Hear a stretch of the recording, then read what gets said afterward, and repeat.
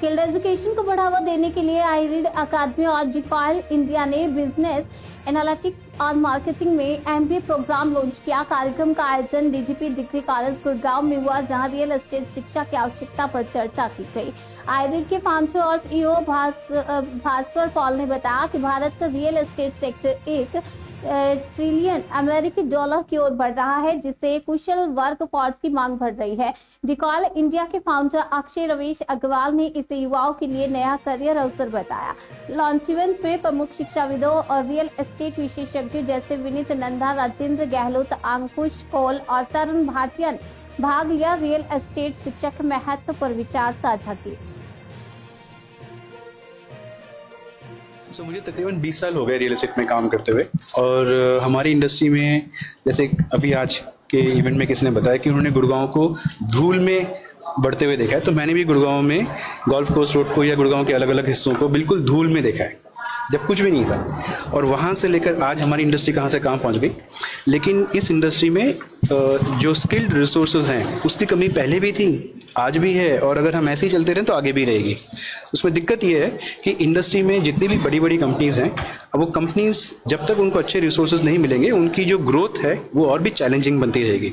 तो हमें अच्छे लोग, जो कस्टमर्स आते हैं, वो एक अच्छे इंसान से प्रॉपर्टी परचेज करते हैं, राइट। विच इज़, आप कहीं भी जाते हैं, आपको कोई भी चीज़ आपको पसंद है, आप एक अच्छे somebody who is a good seller, somebody who connects well with you, you buy it from them.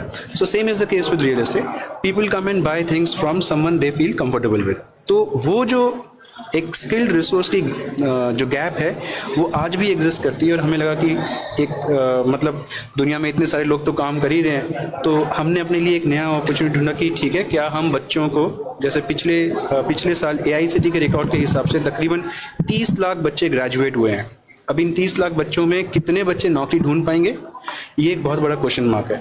और जब हम इंडस्ट्री को देखते हैं तो ऐसा नहीं है कि इंडस्ट्री में नौकरियां नहीं हैं, इंडस्ट्री में नौकरियां हैं, बट उनको जैसे लोग चाहिए उनको वो लोग नहीं मिलते।